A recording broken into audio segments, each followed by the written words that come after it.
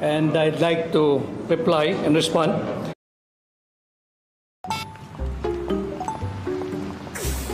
Oh, yes! Friend, anong The question that I was asked is if the apparent exclusion to exclude you or dear friends from the media. You have been covering us for a long time, and part of our success are attributable to the way you have fairly covered us even before the start of the campaign period.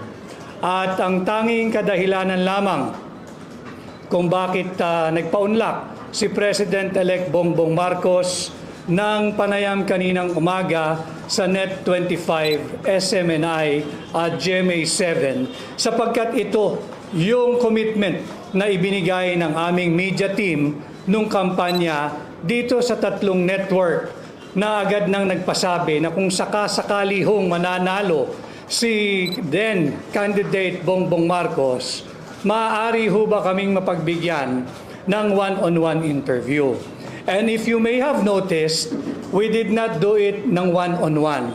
We want to be fair at pinagsabay-sabay na natin yung tatlong networks na nagpahayag noon pa man ng kanilang interes na magkaroon ng one-on-one na interview kung sakasakaling papalarin at mananalo si then candidate and now President-elect Ferdinand Bongbong Marcos Jr.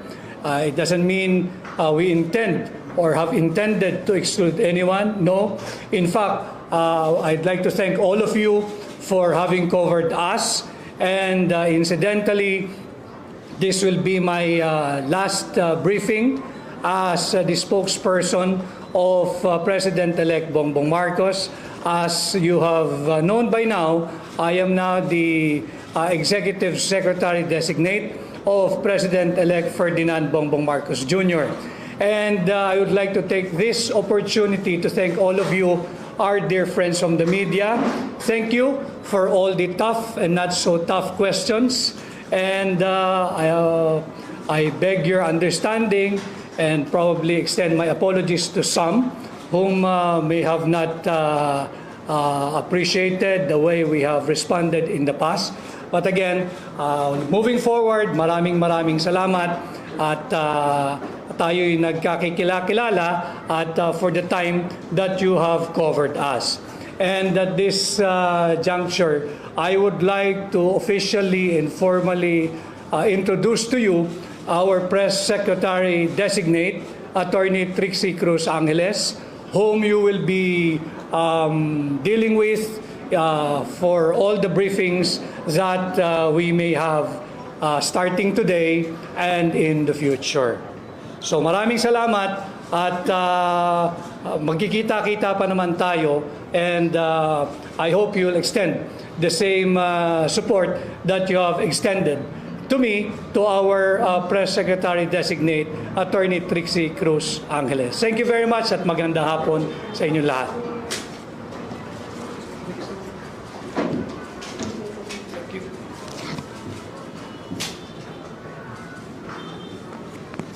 Magandang hapon. Ako po si Trixie Cruz Angeles, Press Secretary Designate. Hindi po ako spokesman. Ako po ay Press Secretary. Ang trabaho ko ay magbigay ng media briefings. Kung mayroong kailangan i-clarify dun sa mga statements ng ating Pangulo or President-elect, then maaari po akong tanungin tungkol doon. So it's merely clarificatory, hindi po ako ang tagapagsalita niya. So mayroon po ba kayong tanong tungkol sa... Yes, ma'am.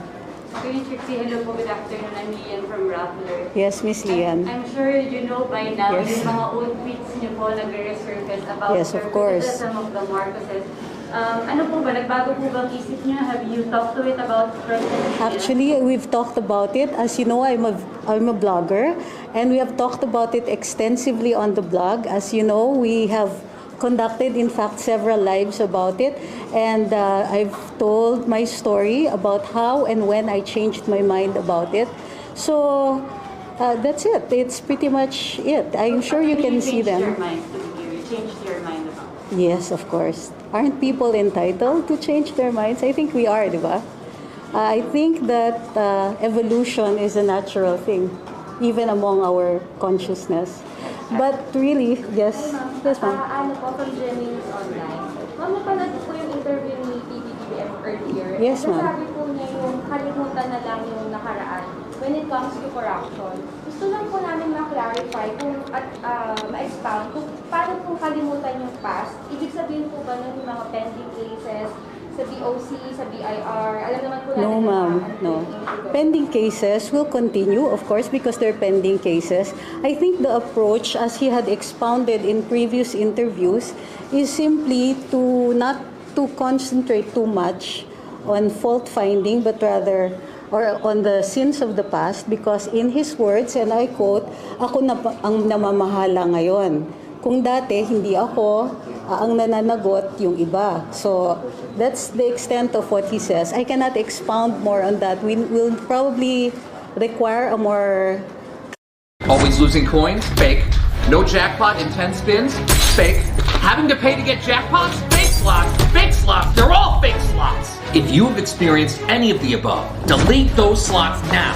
I promise you, there is not a single slot company that would dare to make the guarantees that I am about to make for you. If you download our game and don't receive 2 million free coins, we will compensate you 100 times over. If you download our game and don't hit the jackpot, we will compensate you 100 times over. If you have to watch an ad before you can collect your jackpot, we will compensate you 100 times over. I promise. In our game, you will hit more jackpots in an hour than clear or precise policy on this one, since he was just freely speaking his mind at his interview this morning. Yes, ma'am. Hi, Miss Marlene. Mabuti po.